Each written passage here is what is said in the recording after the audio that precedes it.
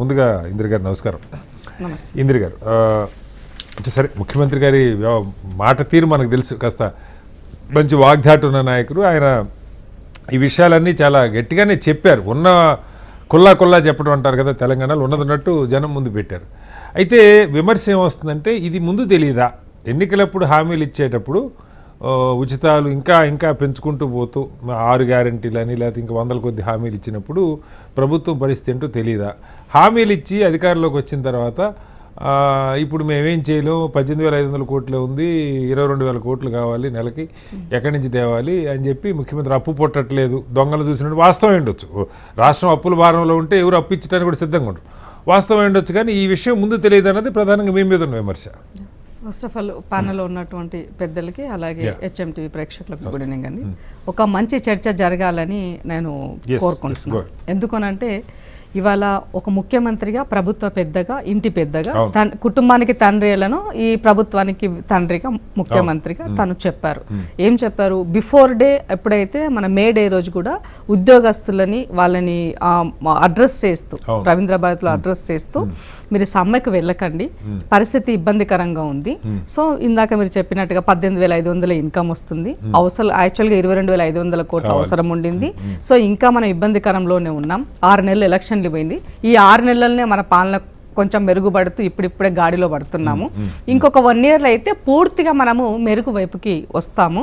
నాకు కొంత సమయం ఇవ్వండి, నేను మీకు చేస్తాను. సమ్మేళనానికి వెళ్తే ఇంకింత గుదిబండ అయ్యే పరిస్థితి ఉంది, ఇప్పుడిప్పుడే మెరుగుపడుతున్న వ్యవస్థ ఇబ్బంది పడుతుందని చెప్పారు.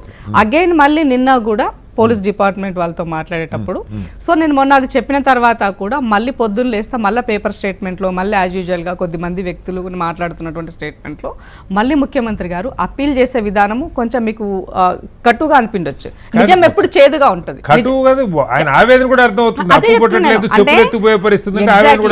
అదే అంటున్నా, అది మీరు అర్థం చేసుకోకుండా దాన్ని ఇంకో రకంగా చెలవలు పలువలుగా కోడిగుడ్డు ఈకల్లాగా ముఖ్యమంత్రిగా ఇట్లా మాట్లాడొచ్చా, ఇట్లా చెప్పొచ్చా అని అంటే, ఇక కేసీఆర్ గారు మాట్లాడింది గతంలో చెప్పిన వీడియోస్ కూడా మన దగ్గర ఉన్నాయి, వాటి వినాలనుకుంటే. సో నేను ఏమంటున్నంటే, చెప్పినటువంటి దాంట్లో వాస్తవం ఉన్నదా లేదా అన్నది బీజేపీ బీఆర్ఎస్ ఆత్మ పరిశీలన చేసుకోవాలి.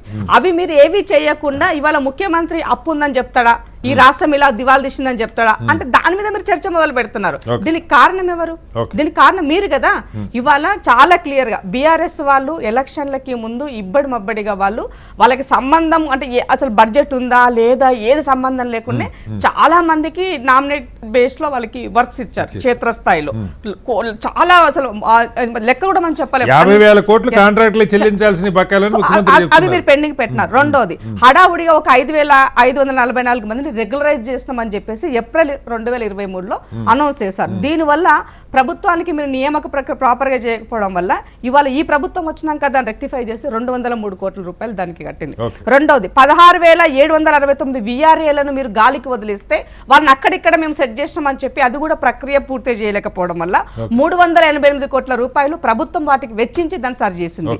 మూడో అంశం అంటే వాళ్ళు చేసిన తప్పులు చెప్పాలి కాబట్టి మూడో అంశం ఏంటంటే 57,946 మందిని ఈ ప్రభుత్వం వచ్చిన తర్వాత వివిధ వ్యవస్థల ద్వారా TSP ఉండొచ్చు, మెడికల్ బోర్డు రిక్రూట్మెంట్ చేసింది. సో దీని ద్వారా ప్రభుత్వానికి 4,300 కోట్ల రూపాయలు ఇవాళ మేము అవి చేయడం జరిగింది.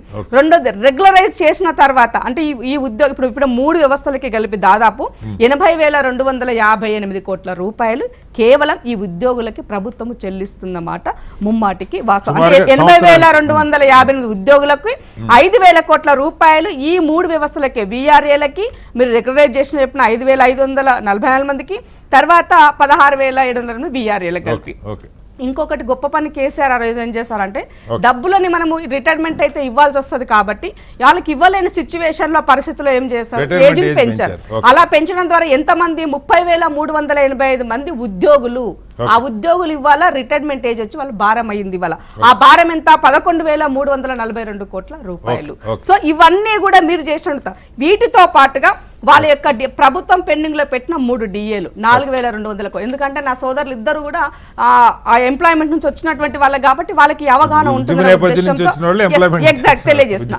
సో ఇవాళ ముఖ్యంగా అసలు విషయానికి వస్తే కేసీఆర్ చేసినటువంటి నికర అప్పు 2023 డిసెంబర్ 1వ తారీఖు నాటికి 6,69,000 2,257 కోట్ల రూపాయలు. Okay. సో దీంట్లో పెండింగ్ బిల్ ఉద్యోగుల పెట్టుబడి వ్యయం స్కీమ్ మొత్తం కలిపి 40,154 కోట్లు. ఇతర పెండింగ్ బిల్ అంటే అవి డిస్కిమ్లు అయి ఉండొచ్చు, సింగరేణి డ్యూస్ అయి ఉండొచ్చు, SC/ST సప్లాన్ అండ్ బ్యాక్లా అయి ఉండొచ్చు, పేమెంట్స్ వీటికి సంబంధించి 1,09,740 కోట్ల రూపాయలు బీఆర్ఎస్ పెండింగ్. 3 DAలకి సంబంధించి ఇందాక మనం చెప్పిన 4,200, ప్రభుత్వ ఉద్యోగులు 11,340, ఇవంతా కలుపుకుంటే 8,34,693 కోట్ల రూపాయలు లిటరల్ గా బీఆర్ఎస్ హయాంలో మీరు పెట్టినటువంటి చేసినటువంటి వాటికి ఇవాళ ఈ ప్రభుత్వము భారము భరించే పరిస్థితుల్లోకి వచ్చింది. ఇది మీ యొక్క అప్పు. ఇక మేము అప్పే చేయలేదు, మేము శుద్ధ పూసలో మేము ఏం చేయాలని చెప్పడానికి మనం కొన్ని ఎగ్జాంపుల్స్ కూడా ఈ సందర్భంగా మాట్లాడుకోవాలి. ఇలా కేటీఆర్ గారు ప్రెస్ మీట్ పెట్టి చాలా దారుణంగా మాట్లాడారు నిజంగానే. ఎందుకంటే ఒక షాడో ముఖ్యమంత్రిగా పనిచేసినటువంటి వ్యక్తి, అనుభవం ఉందని చెప్పుకున్నటువంటి వ్యక్తి, మీ హయాంలోనే కేంద్ర ప్రభుత్వానికి ఇది ఎప్పుడు 2022-23 ఎలక్షన్లకి ముందే అయ్యో బాబో మమ్మల్ని ఆదుకోండి మాకు అప్పులు ఇవ్వండి అని చెప్పేసి మీరు కేంద్ర ప్రభుత్వానికి ఇచ్చినటువంటి ఎలక్షన్లకి ముందు జూలై నెలలో ఇది.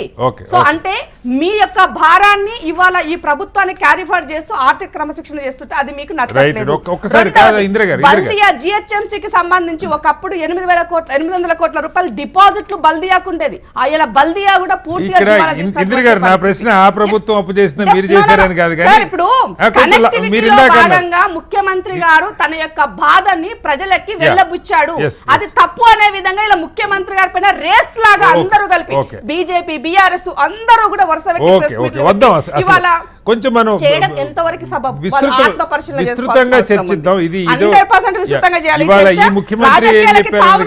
తెలంగాణ సమాజానికి ఎవరు తప్పు చేశారు, ఎవరు ఒప్పు చేశారు ఒప్పుకోవాల్సిన అవసరం ఉందని చెప్తున్నారు.